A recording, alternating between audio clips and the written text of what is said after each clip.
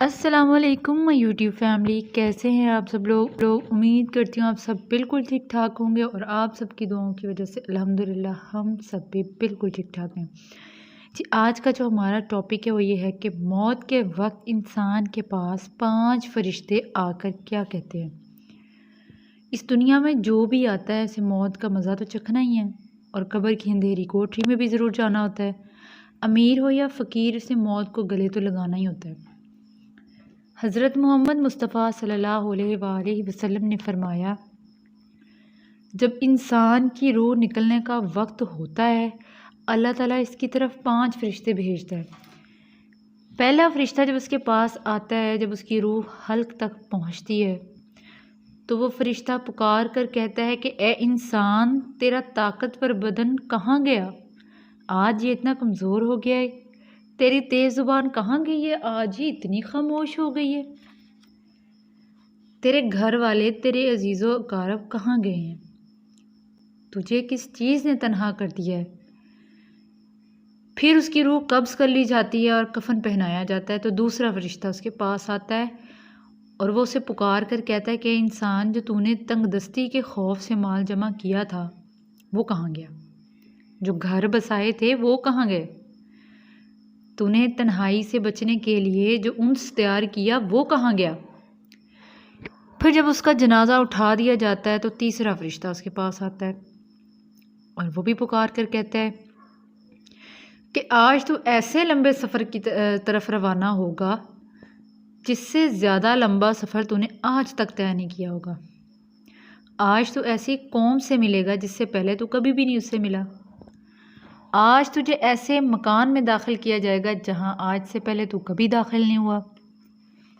اگر تو اللہ کی رضا پانے میں کامیاب ہوا تو یہ تیری خوش بختی ہوگی، مگر اگر اللہ پاک تجھ سے ناراض ہوا تو کیا ہوگا؟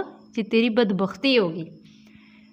پھر جب اسے قبر میں اتار دیا جاتا ہے تو چوتھا فرشتہ اس کے پاس آتا ہے تو اسے پکار کر کہتا ہے، کل تک تو بڑا کڑ کر زمین پر چلتا تھا، آج اسی زمین کے اندر ہے نا؟ کل تک تو اس زمین پر گناہ کرتا تھا، آج اس زمین کے اندر تو موجود ہے۔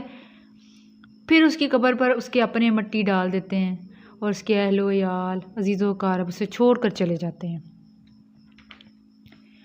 پھر جب 5واں فرشتہ آتا ہے تو اسے پکار کر کہتا ہے، اے انسان، وہ لوگ تجھے دفن کر کے چلے گئے، ہاں مگر اگر وہ تمہارے پاس ٹھہر بھی جاتے تو اس چیز کا کوئی فائدہ انہیں نہیں پہنچ سکتا تھا، کیونکہ تو نے جو مال جمع کیا تھا اسے تو نے غیروں کے لیے چھوڑ دیا۔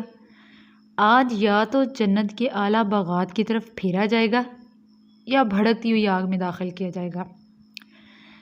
تو جناب، اس بات کا مقصد جو ہے وہ یہ ہے کہ زندگی جو ہے نا وہ بڑی مختصر ہے۔ اس زندگی کا کوئی پتہ نہیں ہے کہ یہ کب ختم ہو جائے، کہاں سے کس وقت موت آ جائے۔ ابھی ہم سب کے جاننے والوں میں یا خود ہمارے ساتھ ایسے واقعات ہو چکے ہیں کہ اچھے بھلے گھر سے نکلے تھے واپس ہی نہیں آئے، اچھے بھلے سوئے تھے اٹھے ہی نہیں۔ تو بس یہ ہے کہ ہمارا دنیا میں جو آنے کا مقصد ہے نا اس کو مد نظر رکھیں، دنیاوی زندگی کے ساتھ ساتھ اسلامی زندگی کو بھی مد نظر رکھیں، عبادت کریں، نماز پڑھیں، کوشش کریں کہ کوئی نماز نہ رہے، کیونکہ یہ نماز جو ہے نا، یہ نماز جو چھوڑنے والا گناہ ہے نا، یہ ایسا ہے کہ معافی مانگنے پر بھی اس کی قضا پڑھنی پڑتی ہے۔ پچھلی رہ جانے والی جو تمام نمازیں ہوتی ہیں نا وہ قضا کے طور پر ادا کرنی ہوتی ہیں۔ تو بس چاہیے ہمیں یہ کہ ہم اپنے گناہوں کی اللہ سے معافی مانگیں اور دعا کریں کہ اللہ تعالیٰ ہمیں معاف کر دے۔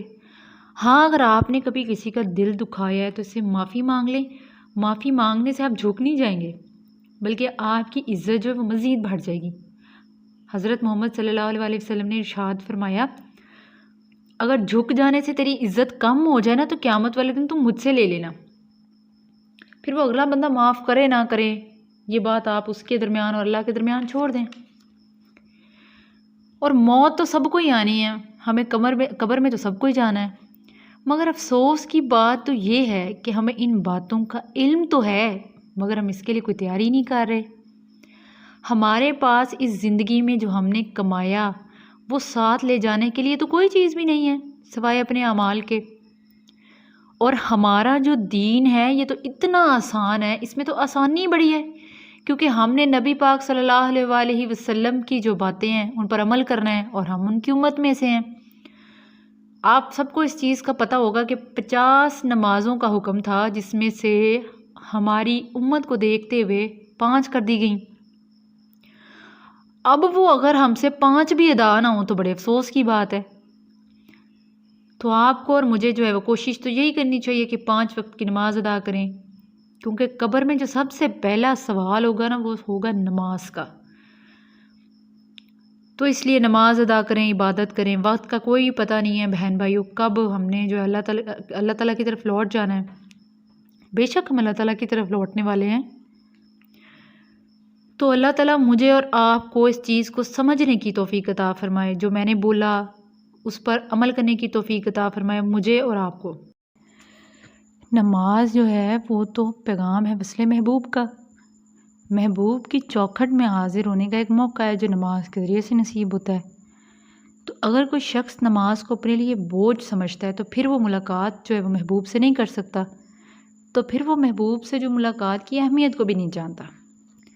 نماز کے لیے جب اذان پکاری جاتی ہے نا تو انسان کو خوشی ہونی چاہیے کہ رب کے حضور میں حاضر ہوں گا، نہ کہ وہ یہ کرے کہ وہ گھڑی پر نظر ڈالے اور بولے کہ ابھی تو نماز ادا کر کے آئے ہیں، دوبارہ سے اذان ہو گئی۔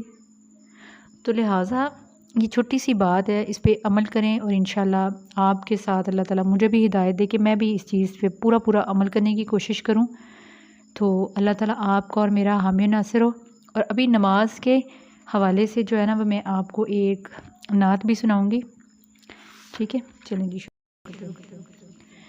محشر میں ساری کیفیت کھل جائے گی، بے نمازی کی صورت بدل جائے گی، بے نمازی ہمارا کہا مان لو، حق نے جو کچھ کہا اس کو سچ جان لو، بے نمازی سے پوچھے گا جس دن خدا، تجھ کو دنیا میں کیا خوف تھا میرا، اتنا سنتے ہی حالت بدل جائے گی، بے نمازی کی صورت بدل جائے گی۔ محشر میں ساری کیفیت کھل جائے گی، بے نمازی کی صورت بدل جائے گی، با نمازی کو کوثر کے بھر بھر کے جام خود پلائیں گے ہمارے رسول انعام، اتنا سنتے ہی حالت بدل جائے گی، بے نمازی کی صورت بدل جائے گی، محشر میں ساری کیفیت کھل جائے گی، بے نمازی کی صورت بدل